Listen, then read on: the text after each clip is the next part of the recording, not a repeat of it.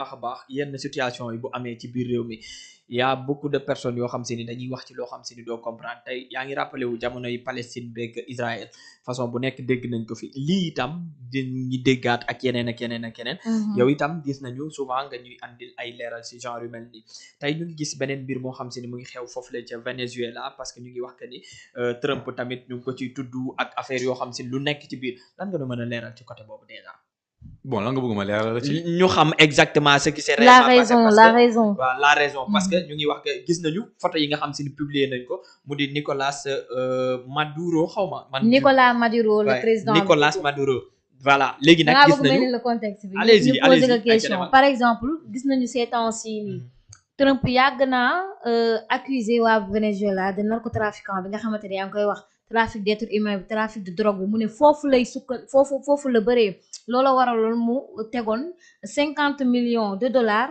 ku ko indil tetu Nicolas Maduro mi nga xamante ne moom moo nekkoon le président du Venezuela menaces yooyu mu doon def fexe na ba ñëw lancé fa ay missile ba ñu capturé ki nga xamante moom Nicolas d'ailleurs démb la ñu ko doon jugé démb la jàkkaarloo la procureur voilà la ñu ko présenté le procureur foofee sa New York tey jii selon vous est-ce que réellement capture boobu noonu c'est la raison du drogue wala dafa am beneen raison bon merci pour la question Mame Diarra c'est une question très pertinente donc en fait dama doon Cheikh Oumar rek xam naa na ko bëgg a yëngal moo la ko bàyyi xam na li ma wax de moo doo ko bëgg a yëngal en fait ko bëgg a yëngal ce qui s'est passé au Venezuela bon déjà Trump dafa départ nii que Nicolas Maduro fait partie ou bien est le chef du cartel des soleils le cartel des soleils c'est un cartel bi nga xam ne doon les hauts dignitaires du Venezuela ay généraux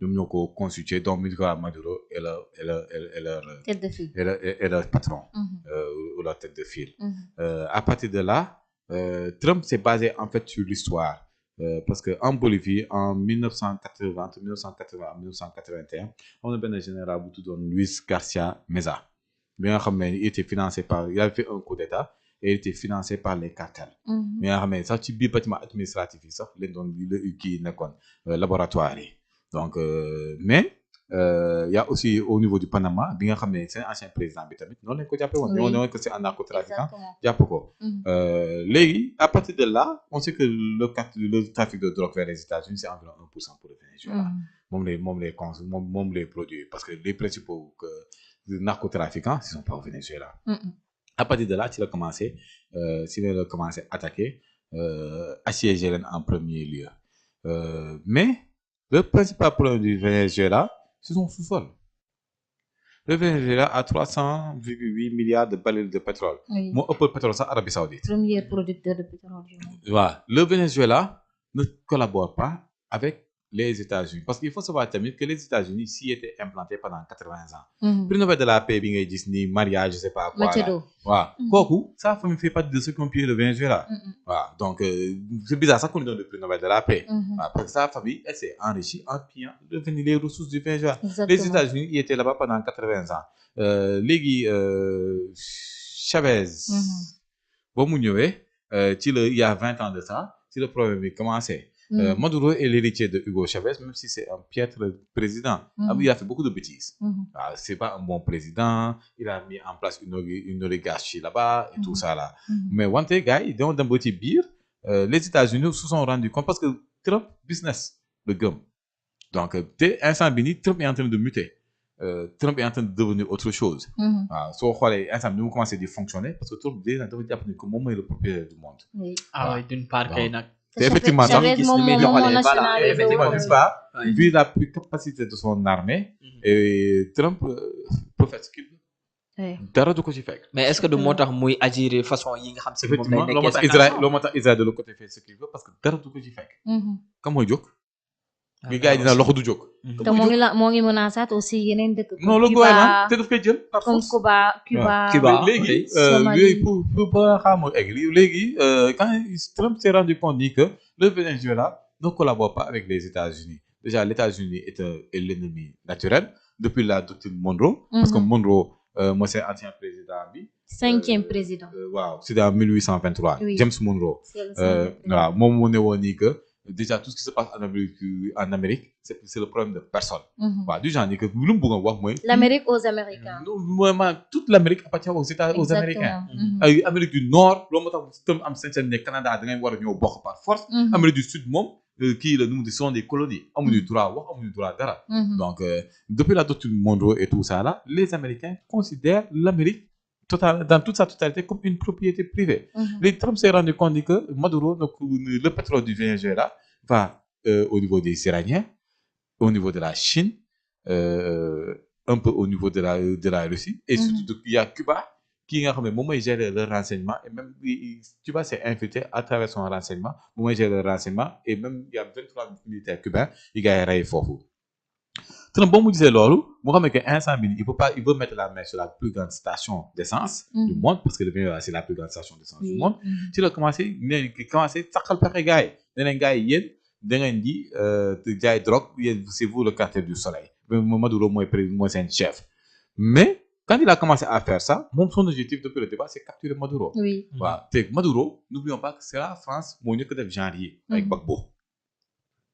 Gbagbo dañ ko fekk biir palais am du percé chambre coffre bi nga xam ne français yi ñoo ko jaayoon waa Côte d'Ivoire percé ko jël ko yóbbu ko kii ba noppi après il a été blanchi.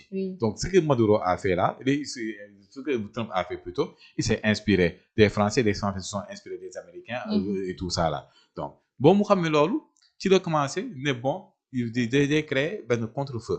Le contre-feu mooy il a déplacé des flottes. Ay flotte de déplacer benn flotte je sais plus c'est la 5e et la 6e je sais plus exactement mais il a déplacé des flottes il les a amenés au large du Venezuela dans les eaux internationales bateau de drogue bu débordé ñu foog ko missile mais d'ailleurs la CIA avait déjà eu carte blanche pour def infiltration dugg déjà xool saa waay lan lay def fu muy nekk fu mu fay def parce qu'il y a déjà des gens là-bas mais on les a donné dans carte blanche pour préparer l'opération gars yi dañoo dem ba xam heure bi muy tëdd heure bi muy yeew lu muy def ses habitudes et tout ça là soo déggee général bi il parle lorsque l'obscurité était à son plus haut niveau parce que guddi dafa am benn partie guddi bi nga xam ne comme le soleil il est à son plus haut zénith le guddi dafa am benn partie guddi bi nga xam ne guddi si lay gën a nekk à son plus haut niveau. Ils ont lancé l'opération ci guddi soosu ils ont piraté parce que lu ñu c'est du piratage ils ont piraté le réseau électrique. te lii mooy li ma doon wax ci la souveraineté numérique. les données. l'accès. et tout ça là ils ont piraté le réseau. te lii ñu jàng ñëpp war nañ tiit. Jéem a renforcer cette sécurité surtout la sécurité des numériques. Ils ont piraté le réseau électrique ñu fay. Trump ne ñoo fay dëkk bi loolu wax on a éteint le pays ñoo fay dëkk bi ils ont coupé toutes les centrales yëpp fay ils ont lancé leur opération. Maduro balaa ñu comprendre gars ils étaient déjà à l'intérieur ils ont envoyé les trucs les forces spéciales. Gars yi balaa ñuy comprendre ils ont tous éliminés. Donc c'est bien préparé. Non ça a été préparé depuis longtemps. Ça a été Depuis si tu regardes ça comment il y a eu 0 mort 0 appareil détruit. Rien amul yom c'est de leur côté 0 perte. Ils se sont entraînés ba depuis ils ont eu le temps de s'entraîner. Parce que gars yi en général lorsqu'ils font une opération suñu bëggee def opération fii dañuy récupérer plan B. Reconstituer ko dans leur base chaque jour dañuy def entraînement. Pour xam le nombre parce que y a un temps bi nga xam ne on te dit que par exemple on doit faire 10 minutes. dañuy dugg génnaat. Opération bi warul passer 10 minutes. Donc les gens vont s'entraîner ba di def 9 minutes. Donc de ce fait gars yi suñu duggee. képp ku ñu ko fa fekk dañ lay éliminer. Surtout des enfants et peut-être des femmes enceintes et tout ça mais ñëpp lañuy éliminer. dañ rey jéggi la. dañ lay rey jéggi la. C'est ce qui s'est passé ñëpp lañ ils ont éliminé ce qui devait éliminer. jàpp Maduro mënoote ko jur ko yóbbu ko ci avion bi moom ak jabaram. avion bi ñu jël ko. taal avion bi dugal ko ci porte avion bi ñu dugal ko ci avion yóbbu ko directement États-Unis dara xewul c'est comme ça que ça s'est passé. Donc le problème c'est un problème de pétrole. Et aussi de continuer la guerre avec la Chine. Parce que la Russie américaine dañ ko dugal ci benn engrenage qui s'appelle l'Ukraine. waaw même si instant bi nii gars yi tamit war nañ tiit parce qu'il y a 3 fronts keroog kii ancien premier ministre Russie bi wax na ko. nee na Trump li mu def nii. Ça ne nous empêche pas nous tamit puisque def na ko c'est la porte ouverte à ce que ñu tamit ñu def ko. waaw bu leen bett ni bu subaa soo déggee opération russe bi nga xam ne jaay jàpp nañu Zelensky. même Chine pour mu dem Taïwan. instant bi Taïwan le golfe détroit bi mooy problème ji. mais la ville de Taïwan n'intéresse plus les Américains parce que lii la fa intéressé woon Trump jël na ko ba yóbbu ko États-Unis. mooy ñi fabriquer les semi-conducteurs. Donc il y a plus ce problème là. Mais c'est le détroit qui va leur poser problème. Te instant bi nii il risque d'avoir un autre problème parce que les Japonais sont en train de relancer leur armée. Mais Japonais bu ñu yaakaar qu'ils sont en 39 et en 45 parce que li xew en 39 45 les Chinois ne vont pas l'accepter. Les Chinois c'est l'une des armées bi nga xam ne kenn xamul lu ñu yor. Personne ne sait ce qu'ils ont. Donc tu vois que les trois blocs c'est-à-dire le bloc américain Trump pare na ci Venezuela def na ko mu neex. Groenland lay dem récupérer.